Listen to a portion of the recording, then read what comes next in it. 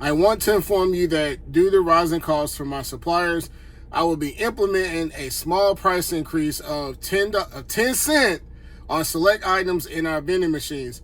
I understand that even the small changes can have an impact, and I truly appreciate your understanding as I adjust to these circumstances. The affected products are as follows: Reese's, Cheetos, M&M's, Crush Soda, Red Bull. My priority will always be to offer you great products and convenience, and this adjustment will help me continue to serve you in the best way possible. Thank you for your continued support. So, what's up, y'all? This is Vince. As promised, I am going to document me restocking today. What I just read out, that's going on all of my machines today. You guys know the climate that we're in right now. Prices are going up, so I have to increase prices at my machines in order to stay competitive. So I'll be putting these up at my machines, and we'll see how things go. However, if you're friends with me on Facebook, you've seen that I've been posting about vending machines a lot lately, and recently I just got a van, and this is my van. I'm in my van. And I told myself when I was in college last year that once I graduated college, the priority was going to be to expand the business, which luckily I've been able to do. And as soon as I got more locations, I was going to buy a van because my Ford Fusion, it needs rest. All right. So this is the van. This is the first time that I've used it to restock. And it's great because when I had my car, I had to make multiple trips back and forth to my warehouse to restock. But now that I have a van, I can fill everything up and I can just make one round trip to all my locations. So like I said, I don't know how today is going to go, but I will try my best to give you guys as much content as possible. All right. Okay. So I am coming up on my first location. It's a company called Camps Pallets. They make pallets. So if you got pallets for sale, or if you're looking to buy some, give these people a call. They're always looking for pallets, okay? All right, so I've been at this location for about 2 years now. It's pretty solid, real blue collar.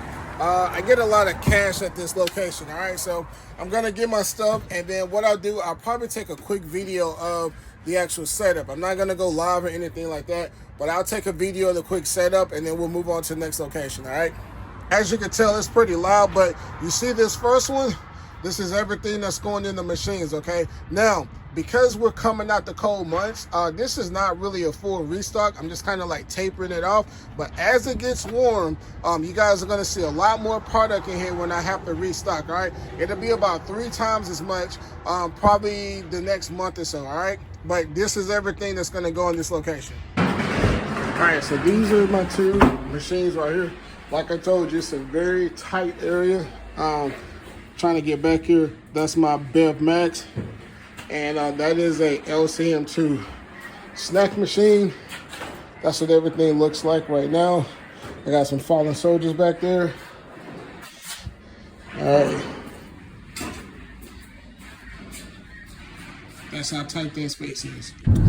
All right, so we're coming up on location number 2. Like I say, it's the same company as the first one. It's Camps Pallets down here on Graham Street. I might be able to get more video in here than I did the first location. There's a little bit more space, but it's 9:30, so a lot of the workers are just getting here. If there's people in the break area, I won't turn my camera on, but if it's pretty empty, I'll turn my camera on. If not, I'll definitely do it at the 3rd location, all right?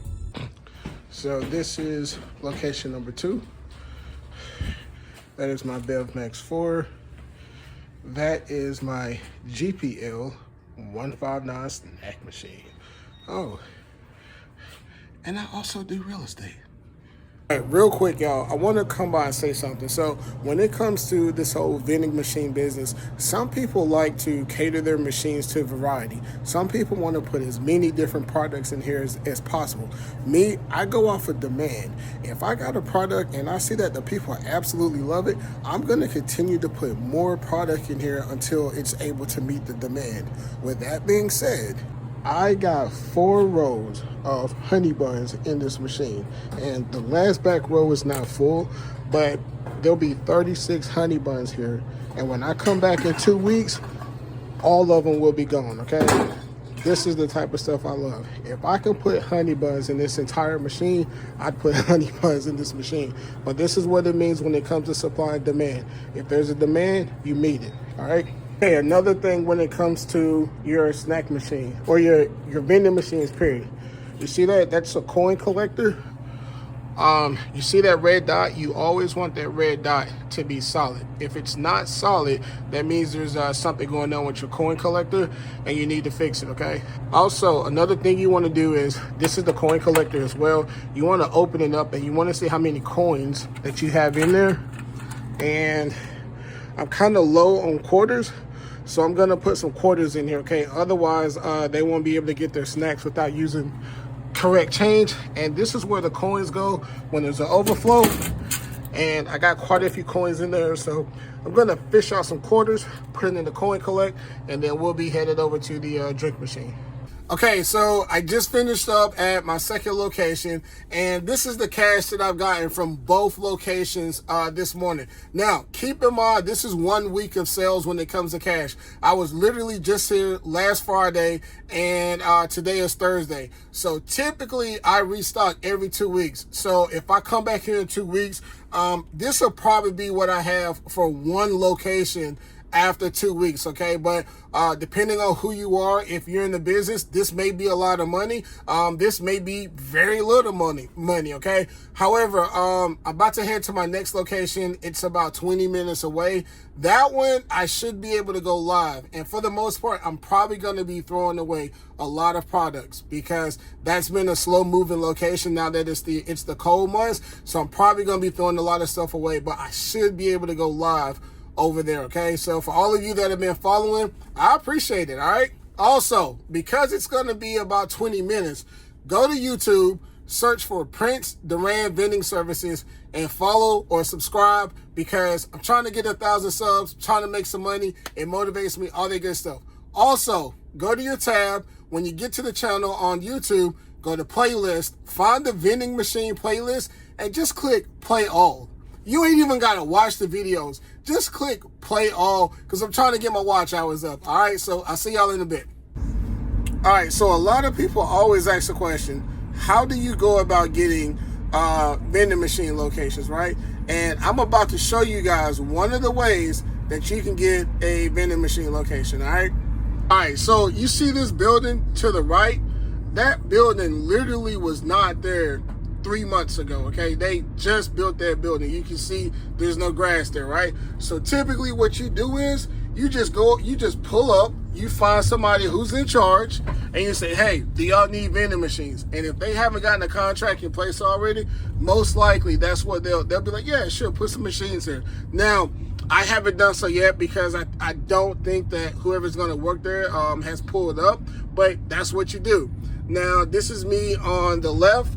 And once I get in here and get set up, I will try to go live. So I promised I was going to go live at my next location, and here I am at my next location. Now, the name of this location is Viho. It's kind of like its own version of like Amazon Flex. They get packages, people come in here, they put them in their cars, they take them, they go deliver them. And there's nobody here. So this is the warehouse.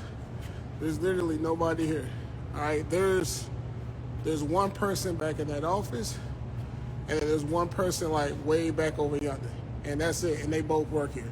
But these are my machines, and you guys got to bear with me. I've never gone live before, but these are my machines.